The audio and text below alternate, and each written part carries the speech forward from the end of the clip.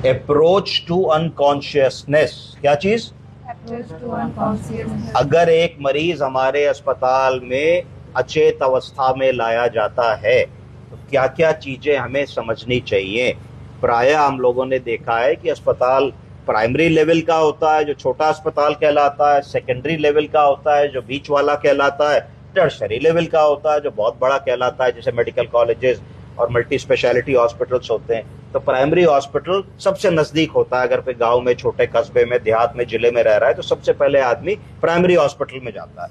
तो वहां डॉक्टर साहब जब देखते हैं कि मरीज अनकॉन्शियस स्थिति में है तो उसको प्राइमरी उपचार देके जनरली बड़े अस्पताल भेज देते हैं। तो हमें यह आज समझने की कोशिश करनी है कि अचेत अवस्था, अनकॉन्शियसनेस को कैसे इवेलुएट करेंगे। पहले हम हिस्ट्री लेंगे। अगर हम इस पेशेंट की बात करें तो ये पेशेंट सांस का रोगी था, उसको सांस की बीमारी रहती थी जिसको क्रोनिक ऑब्स्ट्रक्टिव पल्मोनरी डिजीज कहते हैं। तो अगर सांस का रोगी आ रहा है और जो सांस लेने में दिक्कत कर रहा है, ऑक्सीजन कम है और बेहोशी की अवस्था में है, तो पहली चीज हमारे दिमाग में आ रही थी कि जरूर इसका कार्बन डाइऑक्साइड बढ़ गया होगा, इसने CO2 रिटेन कर लिया होगा। इस बात को CO2 नार्कोसिस या CO2 रिटेंशन कहते हैं, जिसकी वजह से ऐसा हो रहा होगा। और जब CO2 बढ़ती है, मरीज बीमार होता है, इन्फेक्शन होता है, तो कई बार ब्लड में एसिडोसिस या एल्कलोसिस होती है। तो दूसरी बात दिमाग में आ रही थी कि एसिडोसिस हो रही होगी, ब्लड का पीएच जो है वो कम हो गया होगा। तीसरी चीज दिमाग में आती है कि भाई इन्फेक्शन हो रहा होगा तो लैक्टेट का लेवल बढ़ गया होगा।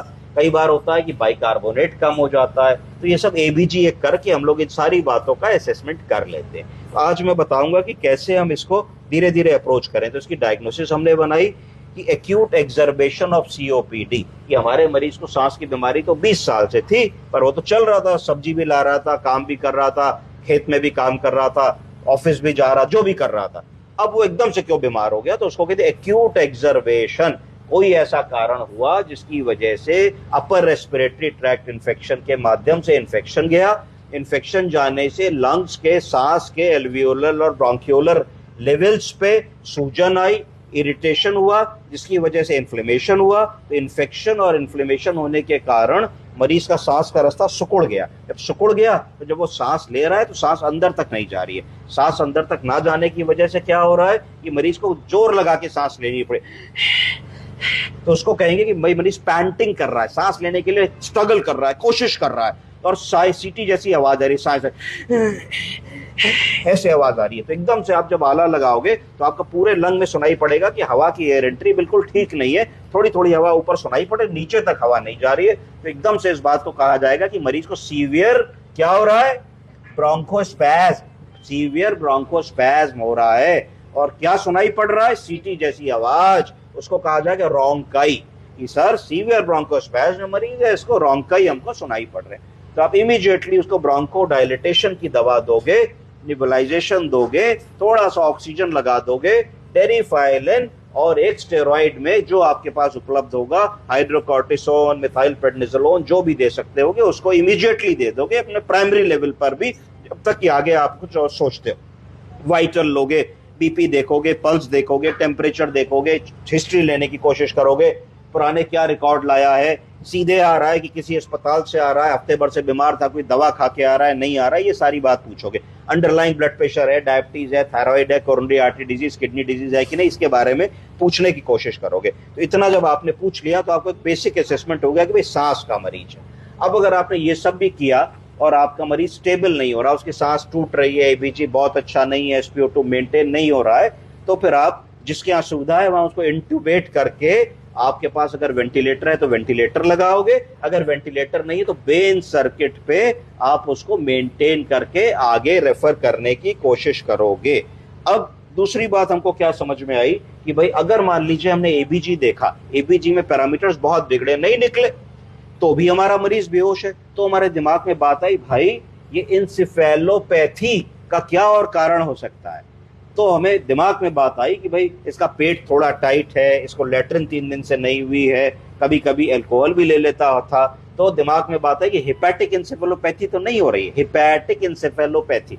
तो चैतन्यता ना होने का या बेहोशी का एक कारण तो हमने रेस्पिरेटरी बता दिया, सांस वाला, जिसमें कार्बन डाइऑक्साइड बढ़नी चाहिए थी, ऑक्सीजन कम होना चाहिए था।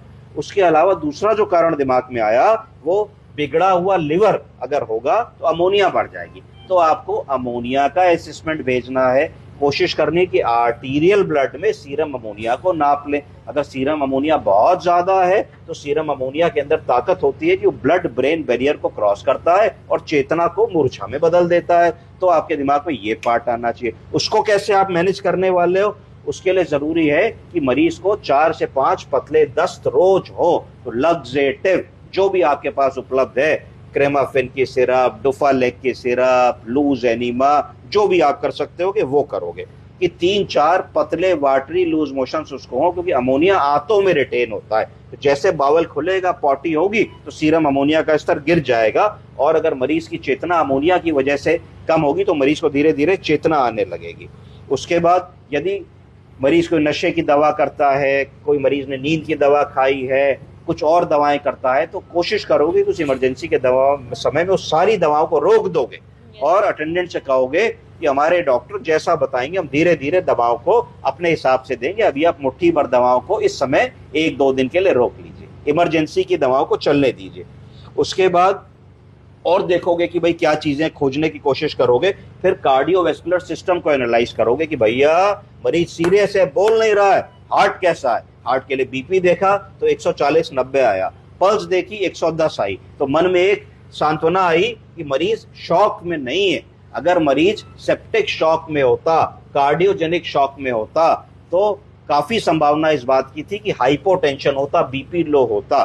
तो एक बात मन में अच्छी लगी कि भाई चलो मरीज इस लेवल पे स्टेबल है कि उसका हार्ट अभी काम कर रहा है, ब्लड पंप कर रहा है, कार्डियक आउटपुट अच्छा आ रहा है, तो वहां हम लोगों को बहुत चिंता करने की जरूरत नहीं है। प्लस एबीजी में हमने लैक्टेट का स्तर देखा, वो नॉर्मल था, तो मन में ये संतोष हुआ कि भाई इन्फेक्शन होता तो लैक्टेट बढ़ता, तो लैक्टेट नहीं बढ़ रहा है, तो ये भी हमारे कंट्रोल की चीज है।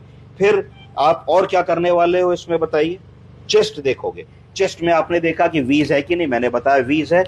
क्रेप्स है कि नहीं, मैंने बताया क्रेप्स है। उसका आंसर बताया कि निबुलाइजेशन दिया, ऑक्सीजन दी, ब्रोंकोडायलेटर दिया, थोड़ी डोज में हमने स्टेरॉइड दिया। फिर अगर हमको वेंटिलेटर लगाना भी पड़ा इमरजेंसी में, तो हमारी सोच होनी चाहिए कि हम वेंटिलेटर कितनी जल्दी लगा दें जिससे जान बच सके, और ऑक्सीजन की कमी से और कार्बन डाइऑक्साइड अगर ज्यादा है तो उससे ब्रेन में इंजरी ना हो।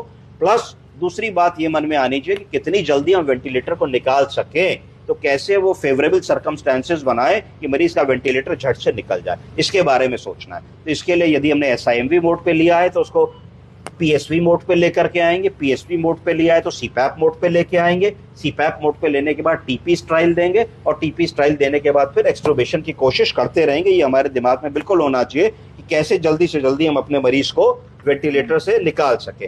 अब दवाओं में जैसे ब्लड प्रेशर का मरीज था, तो हम लिख देंगे कि भाई ब्लड प्रेशर की इस समय हम ये दवा देना चाहते हैं जो सेफ होती है।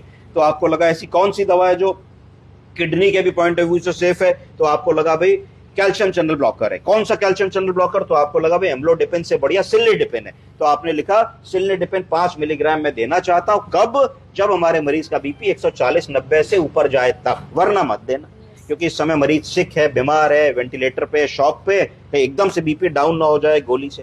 फिर आपको दूसरा लगा कि भाई थोड़ी सी सूजन है, थोड़ा सा ओवरलोड हो सकता है, बुजुर्ग आदमी है, तो आपने कहा थोड़ा सा डायरेटिक दे देते हैं, तो आपने थोड़ा सा डायरेटिक दे दिया। जब तक आपका 2D इको वगैरह नहीं हो रहा है, जब तक आप हार्ट का इजेक्शन फ्रैक्शन नहीं पता लगा पा रहे हो, तो आपने थोड़ा सा एलवीएफ वाले एंगल को इससे कवर करने की कोशिश करी। आपने लिखा कि भाई अभी क्योंकि बीपी हमारा ठीक है और हमारा मरीज डिहाइड्रेटेड नहीं लग रहा है, तो मैं फ्लूइड नहीं देना चाहता हूं जब तक मेरा इको होके मुझे ये ना पता लग जाए कि मरीज का हार्ट का कार्डियक आउटपुट कितना है। तो ये आपने एक बात कर ली। उसके बाद फिर आपने देखा मरीज की चेतना नहीं है, अभी आपके पास सीटी स्कैन की रिपोर्ट नहीं है, एमआरआई की रिपोर्ट नहीं है, अभी आप उसका सेंट्रल नर्वस सिस्टम इवेल्युएट नहीं कर पाए हो। तो आपके दिमाग में एक बात ये भी आई कि ऐसा तो नहीं कि मरीज को कुछ ब्रेन में प्रॉब्लम हुई हो, पर क्योंकि हमने देखा शुरू में कि मरीज के चारों हाथ पैर चल रहे थे, तो वो पॉसिबिलिटी कम हुई। मरीज होश में भी था तो वो पॉसिबिलिटी कम हुई। होश का मतलब है कि था तो ऑल्टर्ड सेंसोरियम में, बट अराउजेबल था टू पेन।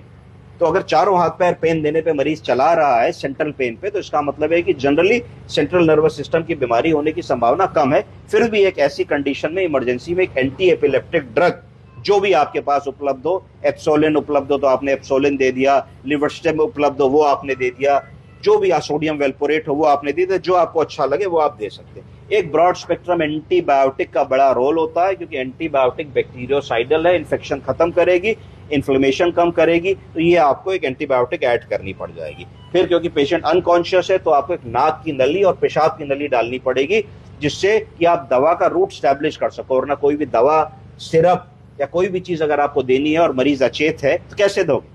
बिना नाक की नली के तो जाएगी नहीं। फिर पेशाब कैसे नापोगे? इनपुट आउटपुट को भी चार्ट करना है, तो एक कैथेटर होने की बड़ी जरूरत है। इतनी चीज हम लोगों को मरीज में कम से कम करनी है। अगर मरीज हमारे पास इमरजेंसी सिचुएशन में आ रहा है, उसके बाद ही हम उसको रेफर करें। और ये सब अगर हम आधे घंटे में, 20 मिनट में, 30 मिनट में कर लेते हैं तो मरीज का जीवन बचाया जा सकता है। आज डॉक्टर्स डे पे हम लोगों को सब डॉक्टरों को बधाई, सब पैरामेडिकल्स को बधाई, सब नर्सिंग ऑफिसर्स को बधाई, पूरी सब टीमों को बधाई। और हम लोगों को एकजुट होके अपने मरीज के लिए जितना भी हमको आता है, हमको अपना बेस्ट देना है। आज यही प्रण हम सबको लेना है। धन्यवाद।